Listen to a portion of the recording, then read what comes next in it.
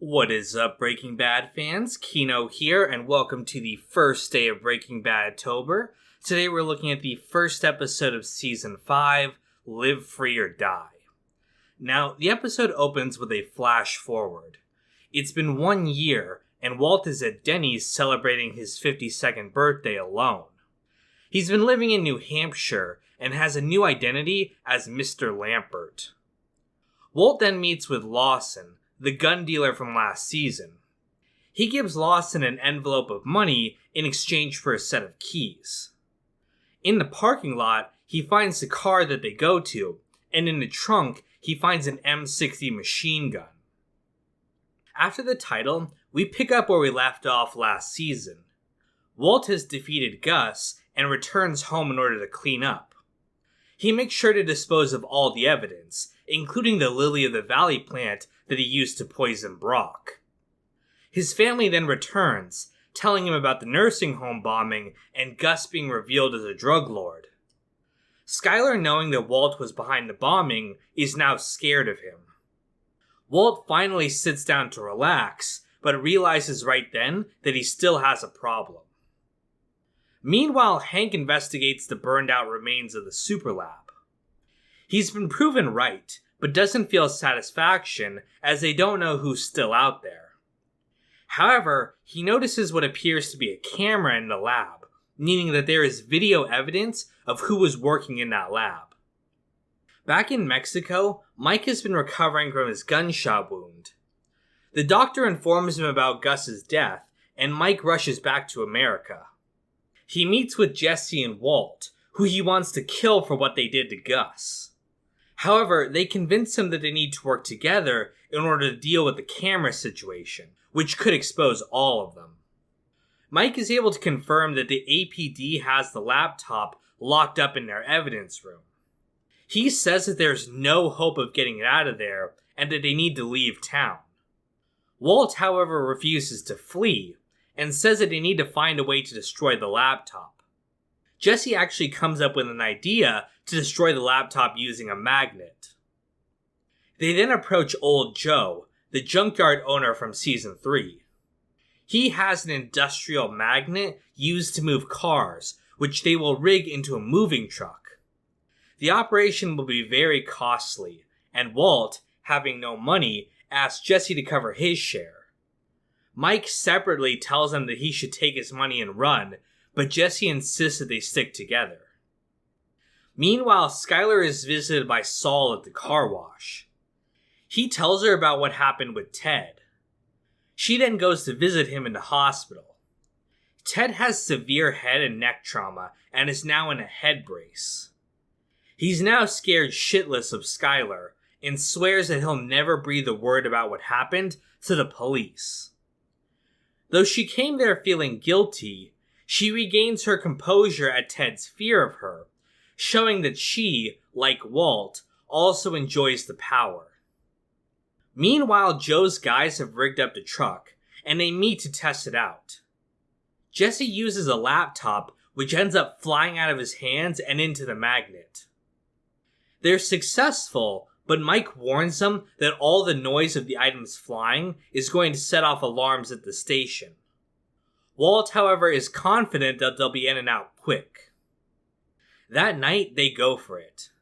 Mike blocks the camera and opens the gate. Walt and Jesse then drive the truck in, parking it next to the evidence locker. Walt then turns on the magnet, which shuts off the computer systems. It also begins attracting objects to the magnet. Slowly, Walt begins to crank up the power. This causes items to fly and stick to the wall. Jesse advises that they leave, but Walt cranks it too far, which causes the truck to tip over. The police see what's going on and rush out to find the truck empty. Walt and Jesse, though, have escaped with Mike. Though Mike admonishes them for leaving the truck, Walt says that there's no way it can be linked back to them. We can see Walt's arrogance flaring at his continued success. After that, though, the APD catalog all the evidence that was destroyed in the attack. Though the laptop is ruined, they notice some bank account information on the back of one of Gus's photos that they hadn't noticed before. Despite their best efforts, Walt's actions have led to the police having even more information on them.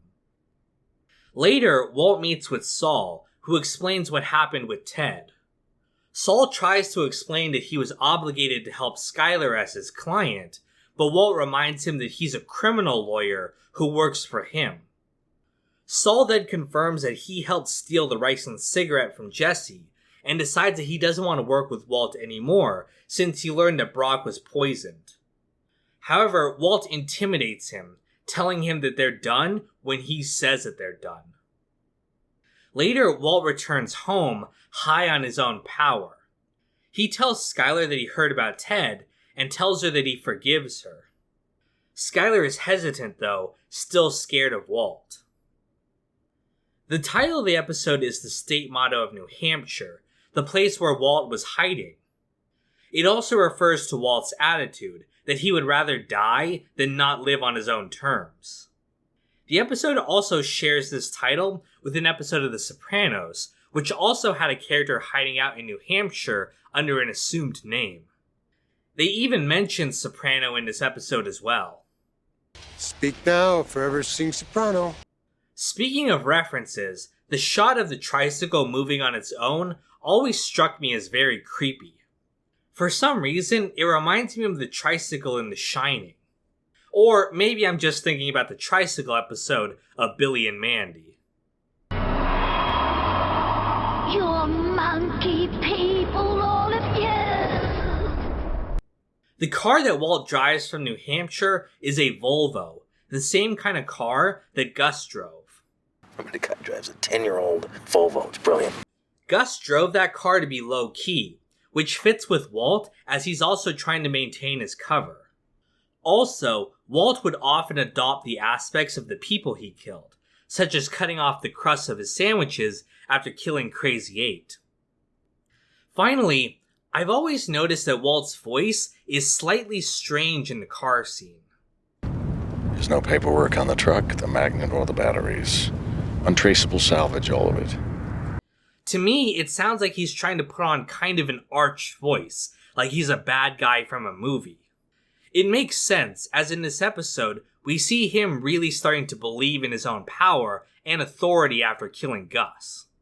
All right, you know what? You've been doing this all day. Why are you talking like that? I'm being arch. Why? Well, because we're being devious and we're plotting, and I just wanted to make sure that it was clear that we were devious and plotting. You don't need to indicate to me that you're being devious and you're actually being devious. I guess I had some concerns that you wouldn't pick up on it if I didn't make it super clear. And that's pretty much everything I have to say about the episode. Thank you guys so much for watching, and stay tuned for the next Breaking Bad log coming tomorrow. On the first day of Breaking Bad-tober.